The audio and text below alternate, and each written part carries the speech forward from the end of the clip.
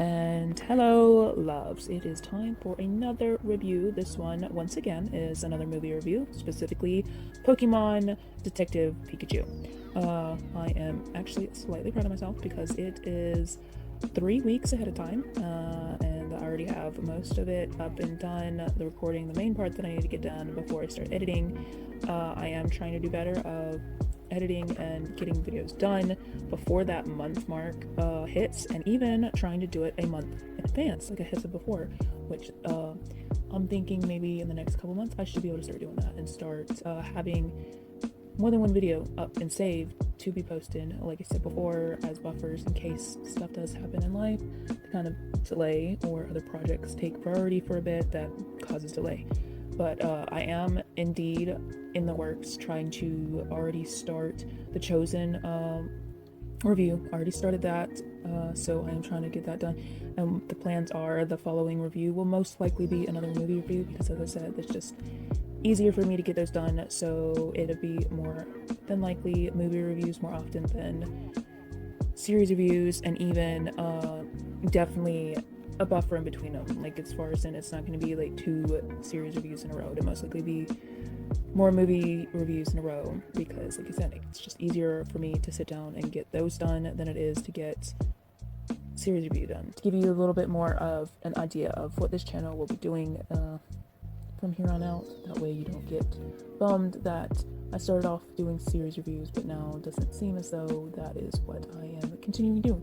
I am trying to, but those will be more so special occasions, so you can look forward to maybe reviews more often. But back to it. Like I said, we are doing Pokemon Detective Pikachu. I really enjoyed this movie, and I think that it was a really good watch, so I knew watching it the second time around, I'm just like, okay, I think I kind of want to do this one for review. So I decided to do it for review, and hopefully, fingers crossed, do not know yet. It all depends on once I am uploading, if I'll be able to get to clips for this one. As the other video stated, in a little bit of a note, I was unable to get clips up. I had the whole thing completely done up, but got copyrighted, and then I tried to redo it with finding clips strictly on YouTube, not the movie part of YouTube, but just the clips that you can find easily just by typing in the day after tomorrow, and thus that ended up copyrighting me again on that. So I just tried it a couple different ways, but ended up unable to get the clips, so I had to do it just with no background video, so I apologize for that.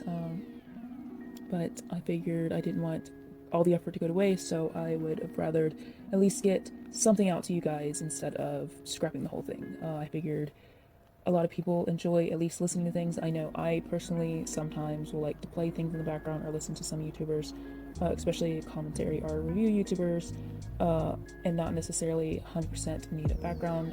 So I'm hoping that maybe some of you guys enjoyed it. If not, I apologize, and hopefully this one will be a little bit better for y'all.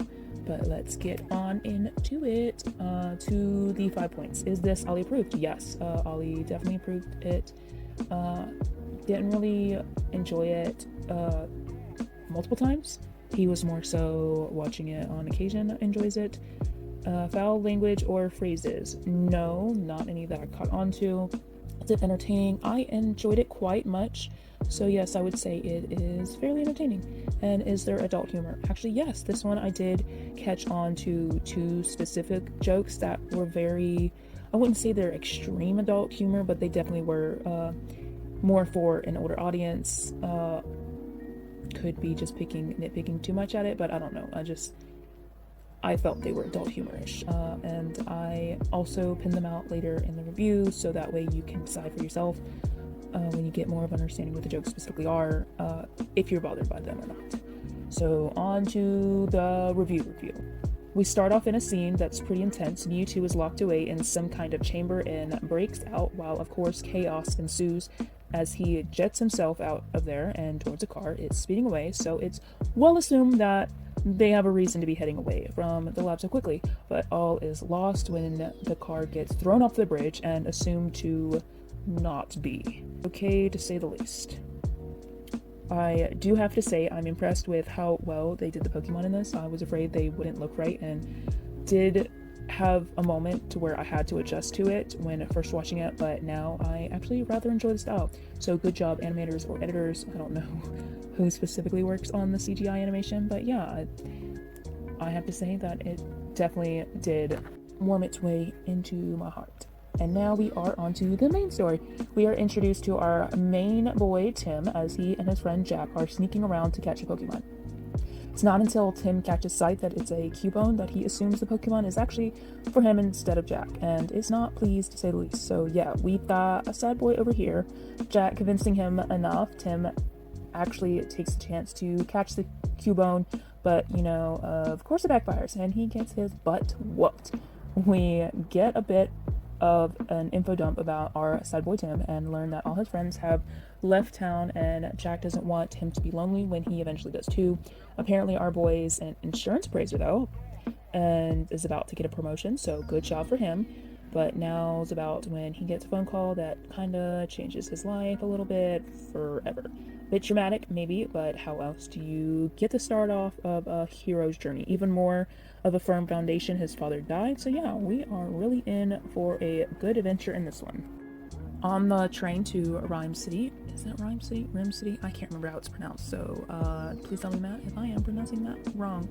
But we are off to where his dad lived, and we get another bit of an info dump explaining a bit of the world and the city and its Pokemon galore, which makes his absence of a Pokemon partner even more strange to people.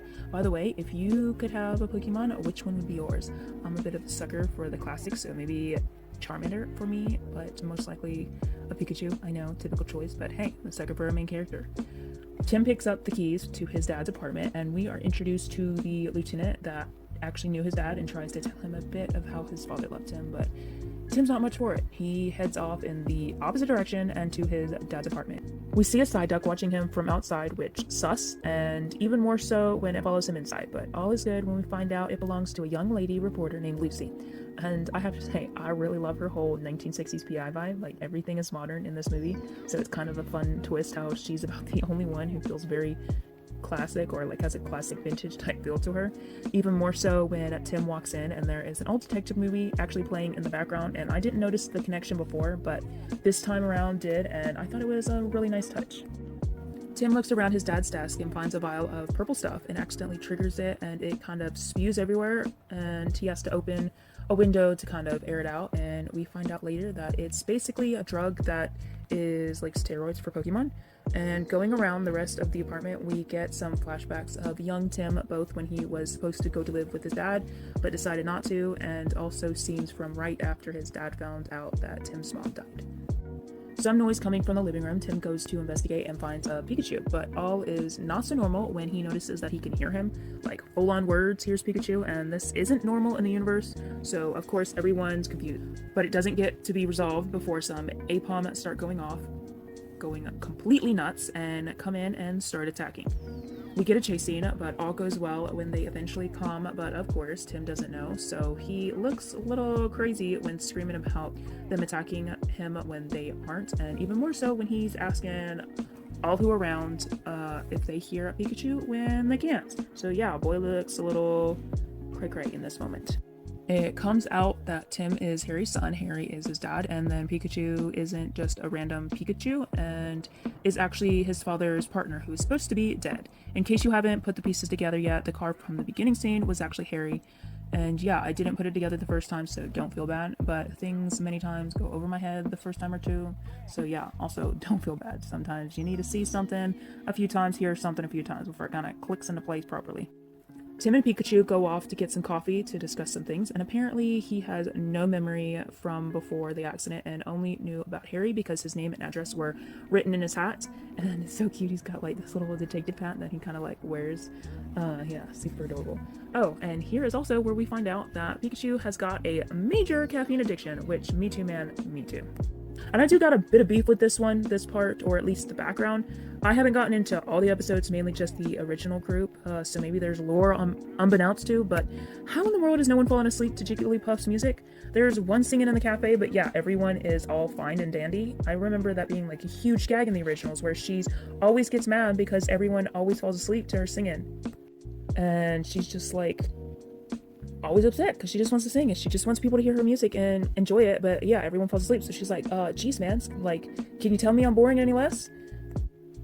But okay, like, serious side note, I was literally, while I was editing this and looking up the proper Pokemon names and like how to spell them because I wanted to get that correct. Because like I said, I am not huge into Pokemon and everything about it. I just kind of grew up with it and enjoyed it, so I knew some about it, but I wanted to have it correct. And I came across a scene picture of a customer asleep and Jigglypuff mad because of this. And apparently it was in the trailer, but I do not remember this while watching it. So like, did they take this scene out? Like, and if so, why? That just confused the heck out of me. And I'm sure I'm not the only one. Like, that really upset me. Like, okay, maybe not that bad, but it still was like something. Like, I was talking to James and I was just like, why the heck would they take this out? This makes no sense at all. But yeah, okay, so now I get it. Apparently, yeah, I'm not out of the lure. Apparently, I was correct, and they just decided to take out this little piece, which, like, come on, man. Like, that would have been hilarious. Just keep it in. Like, that would have been more beneficial. Tim gets some questioning eyes when responding to Pikachu like he's crazy, which, fair. So our boy pulls out a phone, which is smart, but only uses this trick for like 2 seconds before going back to not using his phone. And I have to say, it's a good device to use writing-wise and story-wise, because I've only seen this trick done like maybe one, maybe 2 other stories, but for real, like, why are other characters not being more smart about trying to find out ways not to look so crazy when they're hearing voices and talking to people or creatures that aren't there? Like, those would be super smart characters, but are like, hey, yeah, I know people can't hear the voices I hear, but I'm just gonna talk to them anyway, because, you know, if I'm crazy, no one's gonna call the cops. Like, that's not a thing that happens. Like, I'm not gonna get questions of if I'm crazy or needing to be questioned for my sanity. Yeah, that's just not something that happens. People just assume that you're fine if you're hearing and seeing things that aren't there. But Pikachu finds out that Harry's been determined dead, but convinces Tim that that's not the case because no body was found, and even more so because he too was declared dead and, you know, clearly isn't. A bit more convincing is needed to investigate it because Tim both doesn't want a Pokemon partner and has, you know, daddy issues, but eventually he does relent. They head back to the apartment and there's a mild joke that I feel is too obvious for it not to be meant for adults. This is one of the jokes I was talking about earlier. So watch out here, parents. Pikachu invites Tim back to his apartment and talks about how he doesn't usually invite people to his apartment because he's not that kind of Pokemon. Like I said, to me, it wasn't too bold, in my opinion, to not let some kids watch, but I can understand where some parents would be like, okay, yeah, no. The next morning, Tim walks into the living room to a huge mess where Pikachu has been looking for clues. Another possible mature joke is made here where Pikachu asked him to smell his finger, and Tim says that he will never, but Pikachu was referring to the substance he found. They find out that it's the same stuff that causes the Apom to go berserk, and yeah, like I said, this, I mean, to me personally, this seems like it's an adult joke. Maybe it's not, but I don't know. I had too many kids coming up to me in middle school and high school. Well, not me personally, but I would see it, like, them go up to other people joking around being like, smell my finger, and it just was a weird joke for specific reasons that I will not be specific about, because if you don't know, you don't need to know, because it is just some grody stuff.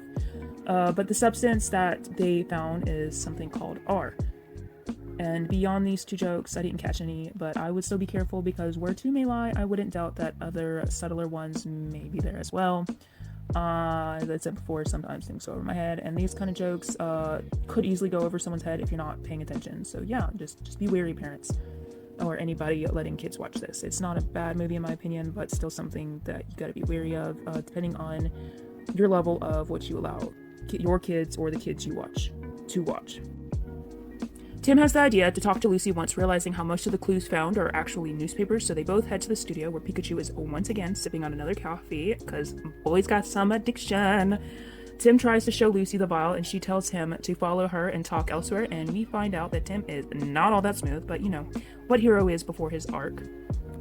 We find out where some of the R is being sold and find a Mr. Mime lurking around. They begin to question him, but being the answers are rather nonverbal, they don't get very far very quick. So Tim has the bright idea to take things to a new level and begins to mime things of his own to get answers, and finally finds out that the next place they need to head is an underground Pokemon battle. We end up seeing a suspicious woman watching them and messaging someone else that she has spotted Tim and Pikachu, so they are clearly being followed. Someone else spots them, and we find out that Pikachu battled against his Charizard and beat him up pretty badly, to say. The man wants a rematch, and they agree if he'll tell them about Harry. Pikachu, thinking he'll be fine, his opinion quickly changes when seeing the Charizard huffing on Hexonivar. Tim tries to give him a good game plan, but it does not work, and we find out that Pikachu, when he lost his memory, he also lost the knowledge of how his powers work. And, in a Pokemon battle where one of the opponents is huffing on some drugs, substances, powers are a necessity.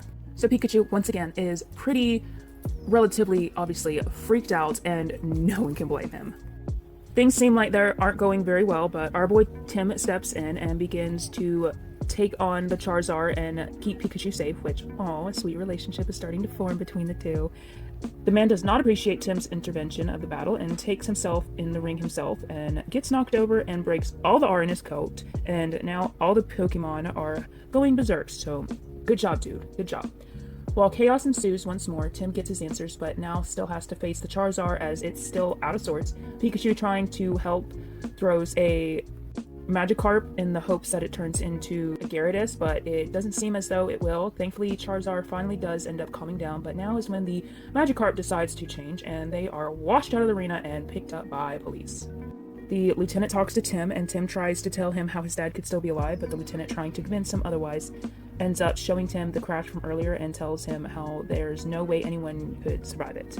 Our sad boy, extra sad now, him and Pikachu could talk outside, and Tim opens up about his father. He tells him how the reason he didn't move in with his dad when he was younger was because he thought his dad didn't care about him. How he held on to that truth until finally coming after he died, and now it's too late. And Pikachu, bringing all the loves, tells him how no matter what, his dad wouldn't want him dwelling on it, and how he'd be proud of him and is sorry and all the sweet stuff. Tim finally acknowledging that he's been pretty crappy towards Pikachu. We get the turnaround we've all been waiting for, so we're all sunshine and rainbows now. But yeah, just kidding. We still have halfway through the movie to go, but progress is wonderful in the characters, so it's nice to see them progressing. A black car pulls up, and a woman from earlier hops out, not saying a word, and directs them to get in, and even though Pikachu states clearly it's a bad guy car, which clearly, yes it is, I really enjoy how they, just pop in and go anyway, because, it's a movie, so why not? I guess answers are more important than safety, so yeah, because if they can't save Tim's dad, the least they can do is try to figure out why Pikachu can't remember anything, so the mission is still on and answers still needed. The car takes them to Howard Clifford, and it turns out that Tim was actually working for him. Wait, okay, I can't talk about the realization I just had, but in the end, I must, because it literally hit me, and now I have to know if it's true, if anyone's wondering the same thing now. It turns out Clifford was getting Harry to look into R because it threatened his work, but states that his son Roger is the source. Harry's death brought up again. Clifford talks about how Tim needs to find him and tells him that he did indeed survive the crash, and even shows a new version of the video captured of the wreck that shows Harry indeed surviving. He has an advanced hologram video of it that shows details the original version couldn't, which means why the police assumed Harry to be dead. Watching the video, we see Harry crawl out of the crash, and Mewtwo shows up, both taking Pikachu's memory away and snatching Harry's body. Trying to figure out their next move, we meet up with Lucy again for more answers, and girl really is pulling the whole pretend you don't know me and sit at a different table to talk secretive trick. This girl really is my favorite character by far, or maybe number 2, Pikachu is probably my favorite. She tells Tim how a Pokemon research lab had an accident that forced them to shut down the same night as Harry's crash. Not entirely sure what it could mean. She suggests that they could check it out together to find out more. They do, and of course, Girl takes the danger sign and fence meant to lock people out as a huge welcome sign. She pulls out wire clippers and everything to make her way in. Man, Girl means business for sure. They make their way in, finding some Pokemon experiment. Nothing seems too odd, even though the descriptions of what is being done seems to suggest otherwise, so maybe they didn't start yet. Specifically, a Totara garden that seems to still be normal size, even though the experiment was for a growth enhancement. Lucy wants to take pictures, so she encourages Tim to go on for now, which, come on Lucy, you're a smart girl. You should know not to separate in any kind of situation like this, like sketchy, beyond, whatever.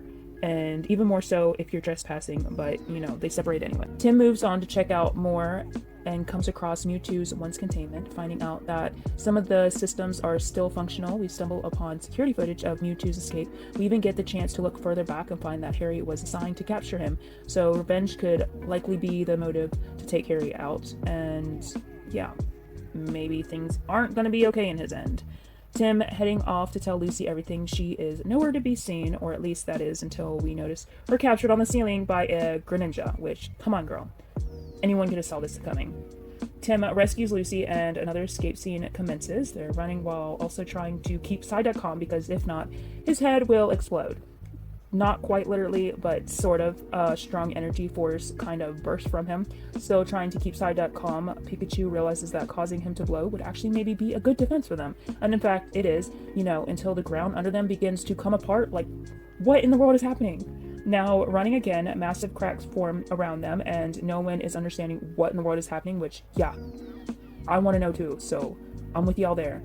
They do seem to be in the clear, and Pikachu noticed a huge freaking eyeball. It turns out that the forest isn't a forest, but instead is a giant Torterra. That is a tongue twister. Is a giant Torterra garden. Sorry about that. So indeed, the experiment did happen and even was accomplished well into what I assume was what they were going for. Because if they were trying to get bigger, maybe not. And if they were trying to get not so big, good job. Yeah, blew that one. Trying to process everything, a rock comes stumbling down and pelts Pikachu before they fall off the side and all fall into the river. Everyone comes out fine except for Pikachu. And seriously, this is such a heartbreaking scene. Tim tries to keep him awake, but he falls out. It doesn't seem like he's going to make it. And my heart is definitely shattering at this moment. Or was. We see a Bulbasaur that Tim pleads for help with, but our girl is not so convinced. It knows what he's saying, and even Tim feels so when it walks away, but not all is lost when it does come back, and with countless others, they lead him away, and Lucy tells him that she'll meet him at the car. We follow Tim as more Pokemon join our journey, but we are left confused and wondering what needs to happen when they end up leaving him, and he sets Pikachu down and completely baffled at if help is actually coming or not. Okay, but what do we do now? It's not long before Mewtwo comes by talking about how he's been waiting for Tim and thankfully does heal Pikachu. So yes, this is definitely something that is in the upside, but at the same time, what in the world?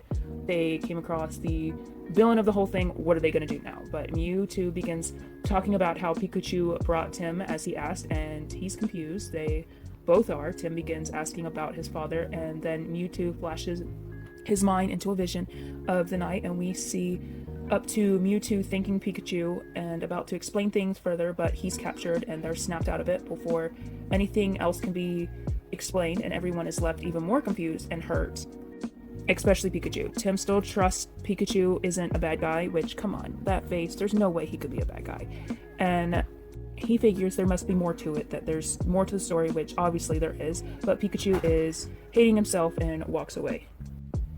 Tim is not so willing to let him go so easily. They get into a small spat as he tells Pikachu that he's not going to let him leave, and Pikachu accidentally shocks him and uses it as the whole "I just hurt everyone I'm around" trope. Poor Kai. I mean, it might really be one of my favorite tropes. We are brought back to the city as Tim and Lucy try to go on their next step. Tim off to talk to Howard, and Lucy goes off to break the news about everything. We see Pikachu again as he's off, sad and walking, and I love how he's just singing the Pokemon theme song. It's such a cute little bit. I love it. He ends up finding himself at the crash site and notices Greninja stars and begins to put the pieces together that Mewtwo wasn't the one to harm them, but to actually save them. He realizes that Howard would have seen it in the hologram, but that the fact that he still led them to believe otherwise proves that he's actually the not so good guy. So he heads off to save his boy. Now watching Tim's perspective as he tries to tell Howard about his son, but walks right in as he has a headset on and is about to take control of Mewtwo, which, red flag, major red flag. And now we get in another info dump, the final one that we need. Tim's dad was working for Mewtwo to help him escape after he realized what Howard was actually trying to do and wouldn't take a bribe, so Howard caused the crash. He tells Tim how Mewtwo can be used to actually combine Pokemon with their partners if they are in a crazed state, hence the Argas.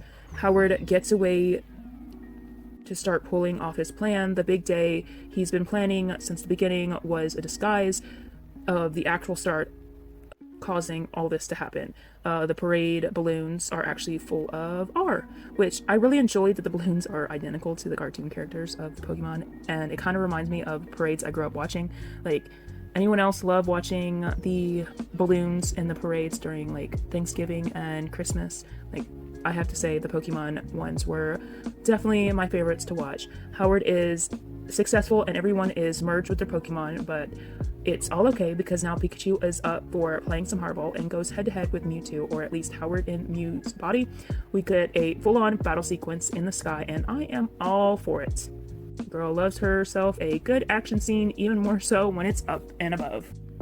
Back to Tim, he notices the battle between the two and decides to cut the Neuralink between Howard and Mewtwo, and as he's about to, we notice Roger locked in the closet and find out real quick that Howard's Ditto has been disguised as Roger for maybe about half the movie or so, and also the lady in glasses we keep seeing watching them, yeah, that is the Ditto.